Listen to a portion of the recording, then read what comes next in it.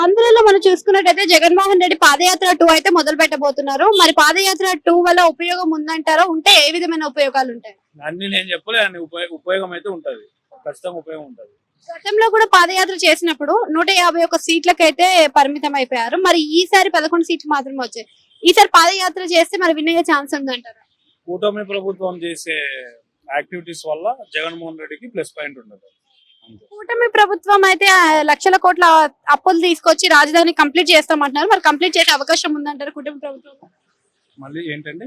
కూటమి ప్రభుత్వం లక్షల కోట్ల అప్పులు తీసుకొస్తున్నాం, డెవలప్మెంట్ అన్నారు, విమానాశ్రయం వల్ల అన్నారు, అలానే రాజధాని అని అంటున్నారు. ఇవన్నీ కూడా పూర్తయ్యే అవకాశం ఉందంటారు ఈసారి ప్రభుత్వం? చెప్పిన హామీ ఒక్కటి కూడా నెరవేర్చలేదండి.